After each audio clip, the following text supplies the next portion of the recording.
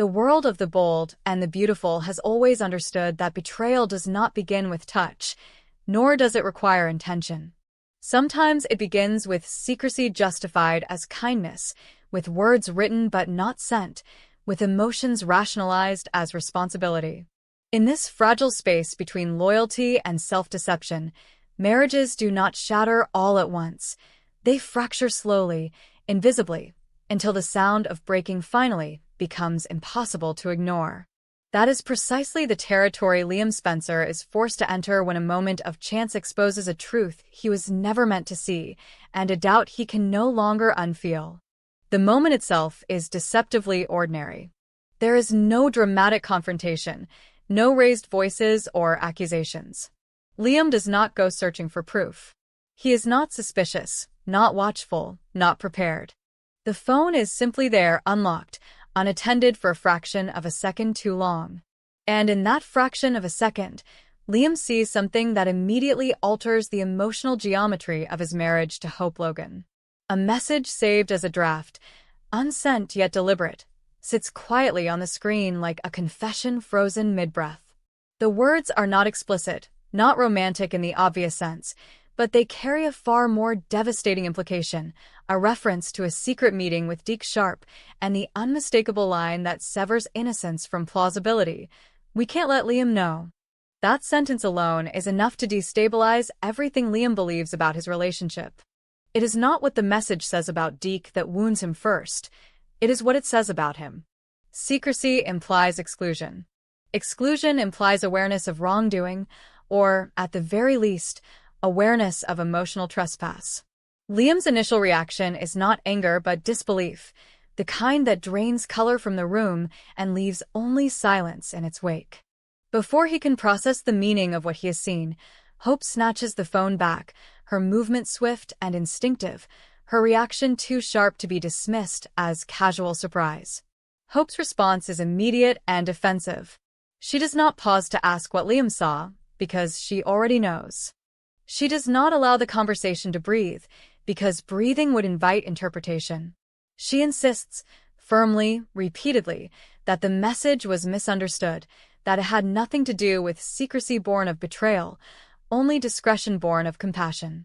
Deke, she explains, is still reeling from being fired.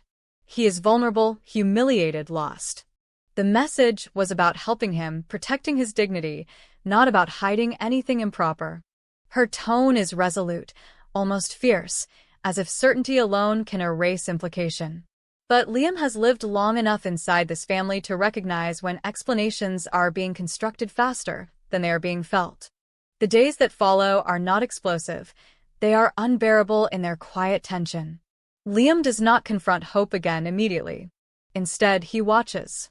He listens. He replays the moment in his mind, not as accusation but as inquiry. Why would a conversation about professional support require secrecy? Why would a message be saved as a draft rather than sent or deleted? And why, above all, did Hope react not with confusion, but with urgency? Liam tells himself that trust means allowing room for explanation, but doubt has already begun to root itself in the spaces between words. That doubt finds unexpected confirmation when Liam, by chance rather than intent, comes across security footage, either from Forrester Creations or from a nearby public location frequented by staff after hours. He does not expect to see anything significant. He is not searching for Hope. But there she is, unmistakable, in conversation with Deke. The footage does not show an affair. There are no kisses, no overt gestures that would offer the clarity of undeniable betrayal. What it shows is far more damaging: proximity, secrecy, and intimacy that exists in the margins rather than the center. Leaning in too closely. Voices lowered not out of necessity, but choice. A hand lingering just long enough to suggest comfort that exceeds professionalism. Words whispered in a way that suggests privacy rather than urgency. For Liam, this is the moment where uncertainty hardens into fear. When he finally confronts Hope, the air between them feels heavier than any argument they have ever survived. He does not accuse her of infidelity. He does not raise his voice. Instead, he asks her to explain what he has seen, And in doing so, he offers her the chance to redefine the truth. Hope does not deny the meeting. She does not deny the closeness. She reframes it. Deke, she says, was desperate. He needed reassurance, encouragement, guidance. She felt responsible, not romantically, but morally. She had been the one forced to fire him. Helping him find another opportunity felt like an obligation, a way to restore balance after causing harm. Hope insists there is nothing inappropriate, nothing hidden except Liam's tendency to assume the worst when history is involved. She argues that secrecy was meant to protect Deke from shame, not to deceive her husband. In her mind, compassion has been misinterpreted as betrayal, and Liam's suspicion feels like an accusation she does not deserve. But Liam cannot ignore the pattern forming before him. It is not Deke he fears most. It is the erosion of boundaries. Liam understands that emotional affairs do not announce themselves with passion. They creep in under the guise of responsibility, nurtured by secrecy justified as kindness. The phrase, "we can't let Liam know," echoes louder than any denial Hope offers. It is not proof of infidelity, but it is proof of awareness that something was happening that would hurt him if discovered. Hope, for her part, is genuinely conflicted. She believes in what she is saying. She does not see herself as unfaithful. In her mind, she is protecting a man who is broken by a system that discarded him, and she resents the implication that empathy itself is a threat. Yet beneath her certainty lies discomfort she cannot fully articulate. She knows the meeting should have been disclosed. She knows the message should not exist. And she knows that her instinct to protect Deke before reassuring Liam reveals a priority she is not ready to confront. The marriage enters a new phase, not one defined by confrontation, but by vigilance. Liam becomes more watchful, not because he wants to control Hope, but because trust has shifted from assumption to effort. Every delayed response, every private conversation, every unexplained absence becomes weighted with meaning. Hope senses this change and feels both hurt and indignant. She believes she is being punished for doing the right thing, for choosing compassion in a moment where it was needed most. What neither of them fully understands yet is that the damage is not rooted in Deke's presence, but in Hope's decision to decide alone what Liam could handle knowing. In that choice lies the fracture. Trust, once filtered through secrecy, does not disappear. It transforms into surveillance, into doubt that waits quietly for confirmation. Deke himself remains largely unaware of the full extent of the fallout. He knows Hope is trying to help him. He feels grateful, perhaps too grateful. He leans into her support without recognizing how dangerous that reliance has become. His vulnerability, genuine though it may be, places Hope in a position where emotional lines blur easily. The tragedy is not manipulation, but mutual misunderstanding, each believing they are acting out of necessity, unaware of the cost being paid elsewhere. As days pass, the unresolved tension begins to reshape both partners. Liam grows quieter, more guarded, questioning not only Hope's actions but his own instincts. He wonders whether love requires more faith than he can give, or whether faith, without transparency, is merely denial. Hope grows defensive, interpreting Liam's caution as judgment, his questions as control. The distance between them does not explode. It widens slowly, like a fault line that deepens with every unspoken word. In classic The Bold and the Beautiful fashion, the truth does not arrive as a single revelation, but as accumulation. A draft message, a stolen glance, a whispered conversation.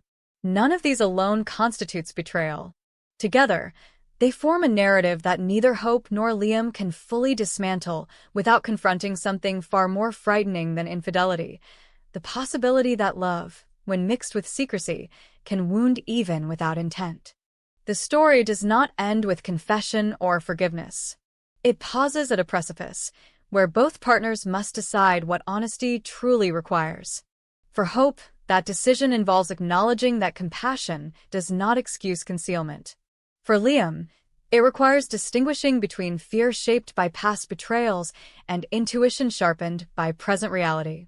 What happens next will determine whether their marriage survives not temptation, but the far more dangerous force of justified secrecy. In this chapter, the greatest threat is not Deke, nor even the meeting itself. It is the sentence that should never have existed, saved silently in a draft folder, like a truth waiting to be discovered. And once discovered, it cannot be unseen. The emotional terrain of the bold and the beautiful has always been shaped by what is said too late and what is hidden too carefully. Love, in this world, rarely collapses because of a single act of betrayal. It erodes under the weight of half-truths, silences offered as protection, and secrets justified as mercy. When Thomas Forrester returns to work alongside Hope Logan, he does not initially come back as a disruptor. He comes back as a collaborator, cautious, restrained, acutely aware that every movement he makes is being watched for echoes of his past. Yet it is precisely this heightened awareness that allows him to sense something others miss. Beneath Hope's professional focus and practiced composure, there is tension, an emotional tightness that does not belong to deadlines or creative pressure. It belongs to secrecy. Thomas notices it in the pauses Hope takes before answering simple questions, in the way her attention fractures when Deke Sharp's name surfaces, in the reflexive defensiveness that flares when boundaries are mentioned. This is not the Hope Thomas remembers, the woman whose transparency once bordered on painful honesty. This Hope is guarded, not out of guilt, but out of fear. And Thomas understands fear intimately.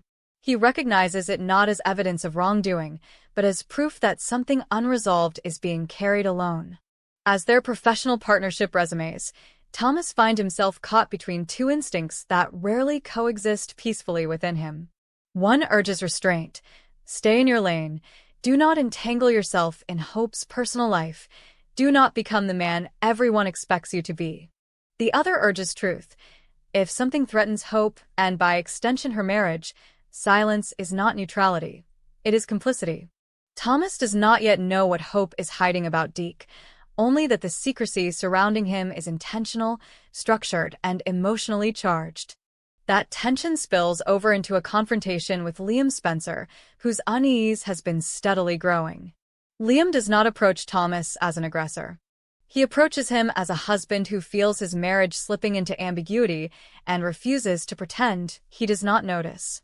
The argument begins not with accusation, but with proximity.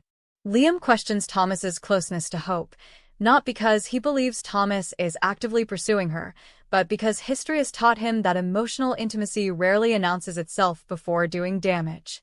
Thomas responds defensively at first, insisting that his role is professional, that he respects Hope's marriage, that he has no interest in repeating old mistakes. But arguments fueled by suppressed truth rarely remain contained.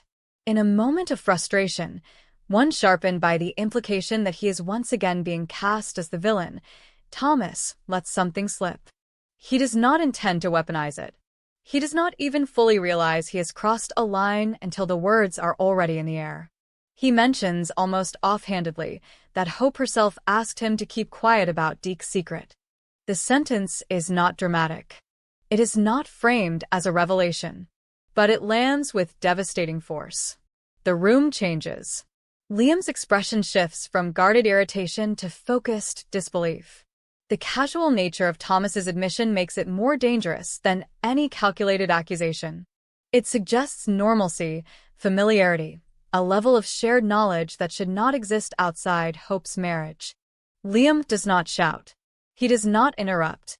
He goes very still, the way people do when they realize the ground beneath them has cracked. Thomas, seeing the impact of what he has said, attempts to clarify, to minimize, to explain that he did not mean secrecy born of betrayal, only discretion requested by Hope herself. But the damage is already done. The idea that Hope asked another man to keep a secret from her husband reshapes everything Liam thought he understood about the situation. When Hope learns what Thomas has said, her reaction is immediate and explosive. Anger replaces composure with startling speed. She does not hesitate. She does not pause to consider nuance or context. She denies the implication outright and publicly, accusing Thomas of deliberately twisting her words to destabilize her marriage. Her defense of Deke is fierce, unyielding, almost visceral.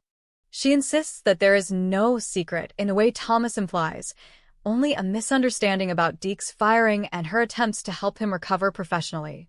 The request for silence, she claims, was about protecting Deke's dignity, not deceiving Liam.